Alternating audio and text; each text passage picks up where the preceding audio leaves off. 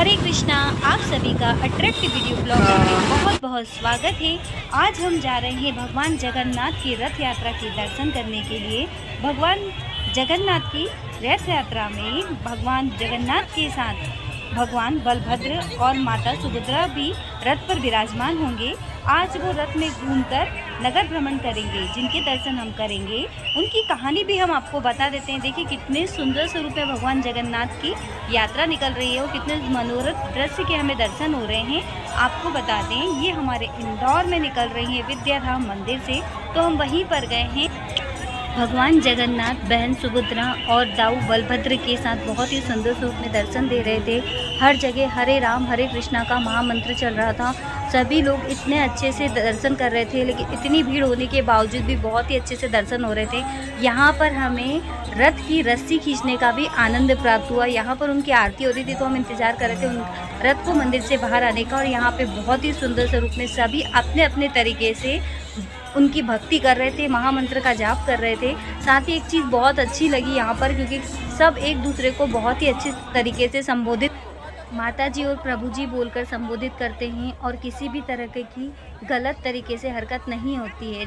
जहाँ पर महामंत्र का जाप किया जाता है, कंठी धारण करते हैं, तुलसी माला धारण करते हैं, नाम जाप करते हैं, 16 माला करते हैं, तो उन लोगों के मन में ऐसे विचार आ जाते हैं कि किसी तरीके के गलत विचार आते ही नहीं है। अन्यथा आप जब भी कभी भी भीड़ में जाओगे तो कोई ना गलत हरकत होती ही होती है, लेकिन यहाँ पे ऐसा कुछ भी माहौल नहीं था। बहुत अच्छे से गुरु महाराज के भी दर्शन हुए और भगवान श्री जगन्नाथ भगवान के भी हमने दर्शन किए।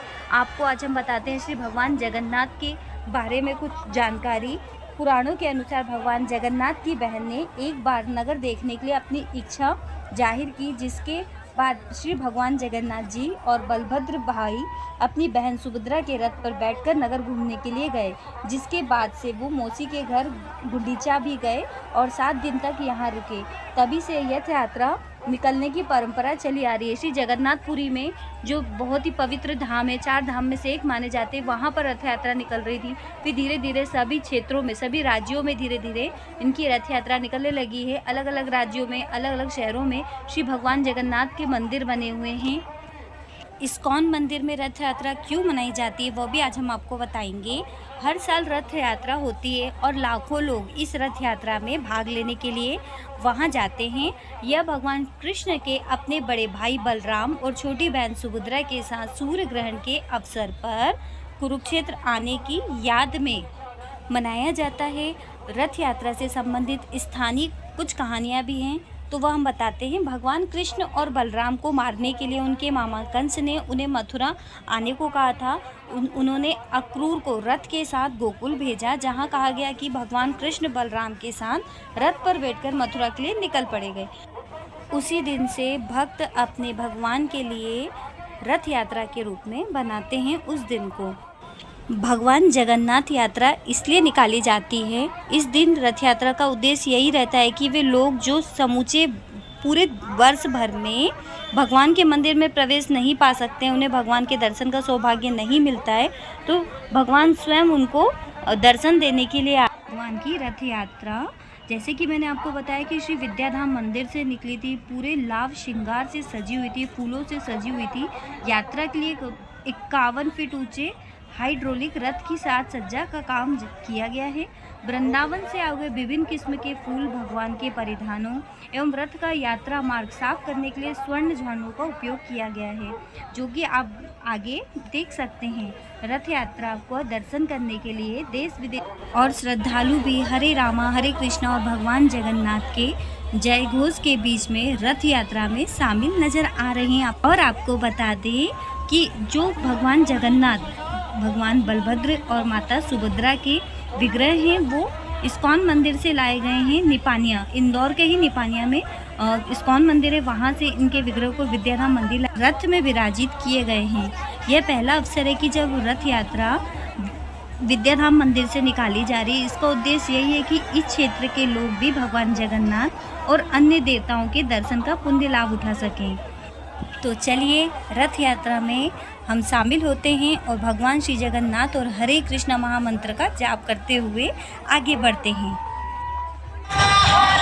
हरे कृष्णा प्रभु जी, हरे कृष्णा, हरे कृष्णा,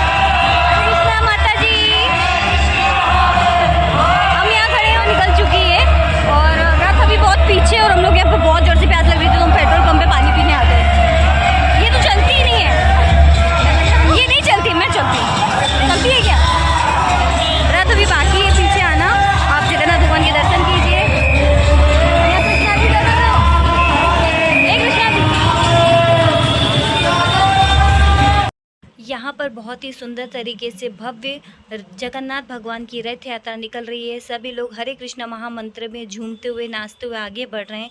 सभी के मुंह से बस एक ही शब्द निकल रहा है, जय जगन्नाथ जय जगन्नाथ जय जगन्नाथ जय जगन्नाथ। और साथ में हरे कृष्णा महामंत्र की सब जगह धुन सुनाई दे रही है। ढोल नगाड़े की आवाज़ में बहुत ही अच्छे तरीके से झूमते हुए आनंद बहुत आता है, लेकिन कॉपीराइट आने की वजह से हमें यहाँ पे आवाज़ म्यूट करनी पड़ी। देखिए ढोलक की आवाज़ में बहुत ही अच्छे से हमारी सखियाँ, हमारी माताजी बहुत अच्छे से नृत्य कर रही थी। और क्योंकि एक अलग ही आनंद आ जाता है जब हम किसी चीज़ को करते हैं और जब हमें भगवान श्री जगन्नाथ की रथ यात्रा में शामिल होने का मौका मिलता है तो हमारे पैर अपने आप ही थिरकने लग जाते हैं।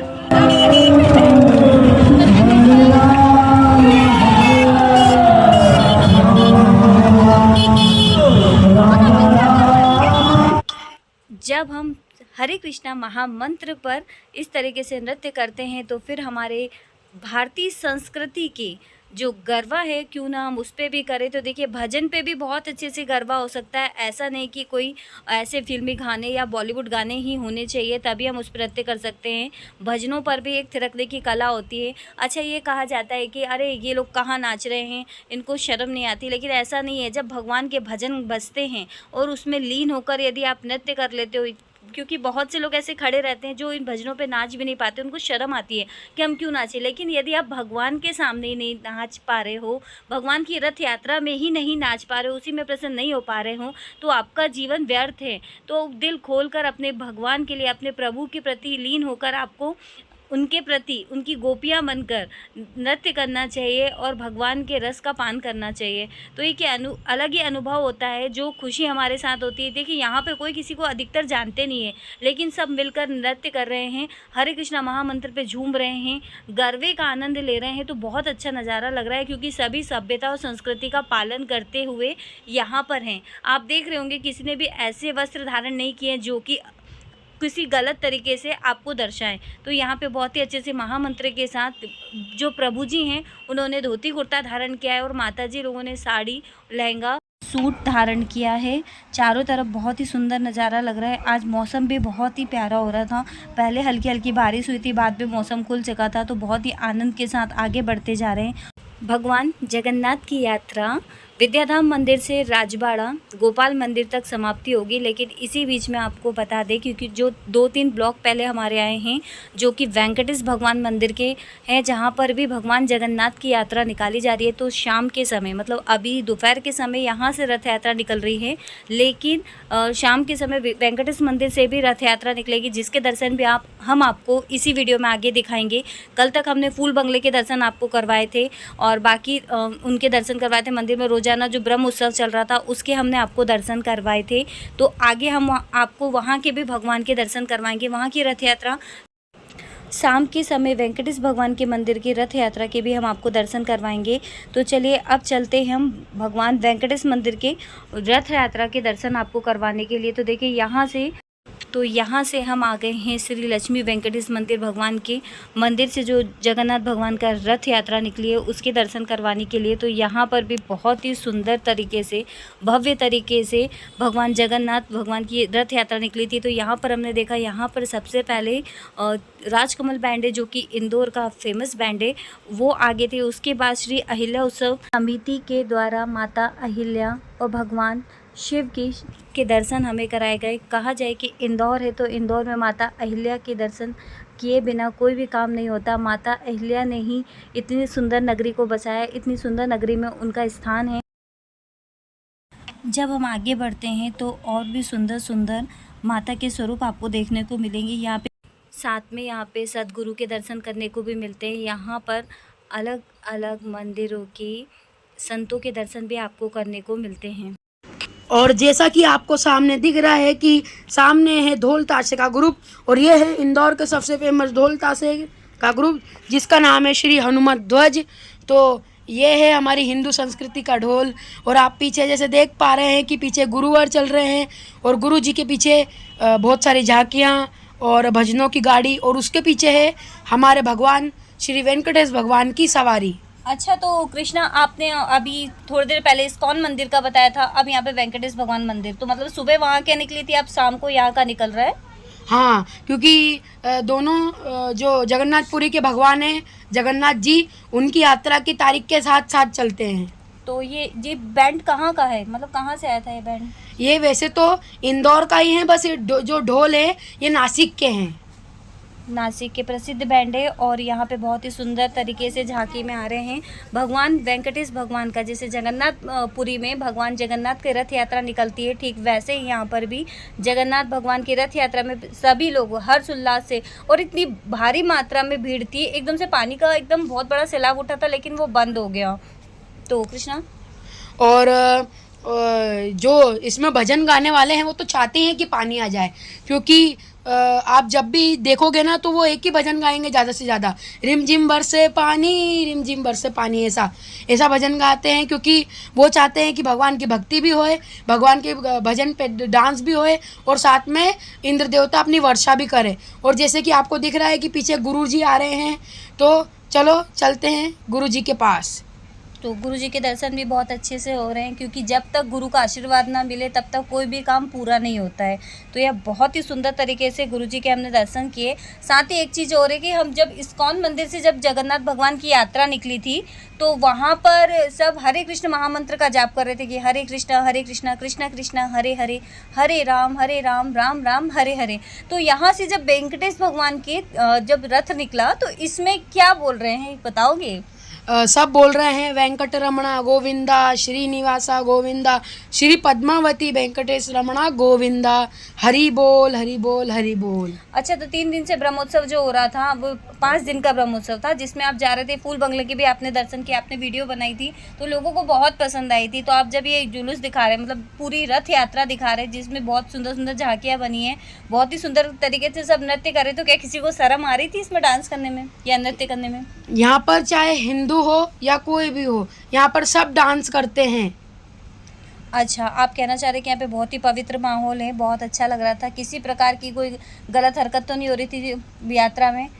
नहीं, ऐसा बिल्कुल नहीं। सब यहाँ पर हरि का नाम ले रहे थे और गुरुवर का नाम ले रहे थे और श्री वेंकटेश भगवान जी का भी नाम ले रहे थे और खूब नृत्य करके हरि बोल का जाप कर रहे थे। तो यहाँ पे गुरु जी के हम दर्शन कर रहे हैं, बहुत ही सुंदर तरीके से गुरु जी का स्वागत किया जा रहा है, गुरु महाराज के दर्शन किए जा रहे हैं। और इनके दर्शन करने के लिए आपको अलग से मंदिर में जाकर दर्शन करना होता है, लेकिन आज रथ पे श्री वेंकटेश भगवान आए हैं, उनके साथ गुरु जी के दर्शन करने को भी आपको अवसर प्राप्त हुआ है। तो उनका बहुत ही अच्छे से स्वागत किया जा रहा है इस मंच के माध्यम से, तो बहुत अच्छा लग रहा है। और आपके लिए हम ये वीडियो लेके आए, ऐसी और भी वीडियो लेके आएंगे जिसमें अच्छी अच्छी चीज़ें आपको दिखाएंगे हम। यहाँ पर इतनी सुंदर, देखिए यहाँ पे क्या है कृष्णा, स्वयं बताएंगे। ये है श्री राम लला भगवान की मूर्ति। अच्छा, श्री राम लला भगवान का विग्रह के दर्शन आपको करवाए हैं, और साथ में यहाँ पे बहुत ही बड़ा, मतलब बहुत ही लंबे तरीके से इसको रथ यात्रा को निकाला गया था। यहाँ पे महिलाएं नृत्य कर रही हैं, भजनों पे नृत्य कर रही है। हम गाना नहीं बता सकते क्योंकि कॉपीराइट आ जाता है, इसलिए हम आपको बता रहे। देखिए कितने सुंदर तरीके से नृत्य कर रहे हैं। कृष्णा, आपने भी नृत्य किया था? हाँ, मैंने भी नृत्य किया था, और जब तक वेंकटेश भगवान की यात्रा आई थी तब तक मैं पूरा थक भी गया था, क्योंकि मैंने जगन्नाथ जी की यात्रा में इतना हरि बोल करके इतना नाचा था कि मेरे पैर से पूरे दुखने लग गए थे, लेकिन तो भी मैं वेंकटेश भगवान की यात्रा में भी नाचा था। अच्छा, तो देखिए कितना सुंदर माहौल लग रहा है, पीछे तक का भीड़ इतनी ज़्यादा हो रही है, बहुत ही सुंदर लग रहा है। और पीछे ये देखिए, आपको हम दिखा देते हैं श्री वेंकटेश भगवान की रथ यात्रा कि हम बहुत नज़दीक आ चुके हैं, उनका स्वागत हो रहा है भव्य तरीके से, उनको जयकारा हर जगह से हो रहा है। तो देखिए हम आपको भी दर्शन करवा देते हैं। तो बहुत सुंदर स्वरूप में श्री वेंकटेश भगवान लग रहे हैं, अलग अलग स्वरूपों के, जैसे भी हमने पहले भी ब्रह्मोत्सव में आपको दर्शन करवाए थे, बहुत ही सुंदर था। वहाँ पर अलग अलग भजन हो रहे थे, काफ़ी रात तक यहाँ पर भजन संध्या हो रही थी और बहुत ही सुंदर नज़ारा लग रहा था। फूल बंगला तो इतना सुंदर लग रहा था जैसे कि भगवान स्वयं धरती पे उतर के आ गए हो, मंदिर में विराजमान हो। तो बहुत ही सुंदर नज़ारा था। यहाँ पे देखिए भगवान के दर्शन बहुत अच्छे से हो रहे हैं, आप भी भगवान के दर्शन कीजिएगा। तो क्या कहेंगे हम कृष्णा? वेंकट रमणा गोविंदा, श्रीनिवासा गोविंदा, वेंकट रमणा गोविंदा, श्रीनिवासा गोविंदा। तो ये है भगवान के दर्शन, देखो कितने मनोहर दर्शन हो रहे हैं। आप भी दर्शन कीजिए और मनोकामना मांगना बिल्कुल भी नहीं भूलना, क्योंकि श्री वेंकटेश्वर भगवान के दर्शन मात्र मिल जाने से आपको सभी देवी देवताओं की कृपा प्राप्त हो जाती है। तो बहुत ही सुंदर रूप में यहाँ पे भगवान दिख रहे हैं। उनके पास से इतनी प्यारी खुशबू आ रही है, इतनी महक आ रही है, जैसे कि साक्षात भगवान यहाँ पे विराजमान है और अपने भक्तों को दर्शन देने के लिए नगर भ्रमण में निकले हैं और सभी को अपना आशीष प्रदान कर रहे हैं। तो आशा करते हैं कि आपको हमारा ये भगवान जी की रथ यात्रा के दर्शन का व्लॉग अच्छा लगा होगा। मिलते हैं जल्दी नेक्स्ट वीडियो में, तब तक के लिए जय श्री कृष्णा, जय श्री राधे, जय श्री महाकाल और वेंकटरमणा गोविंदा, श्रीनिवासा गोविंदा, हरि बोल।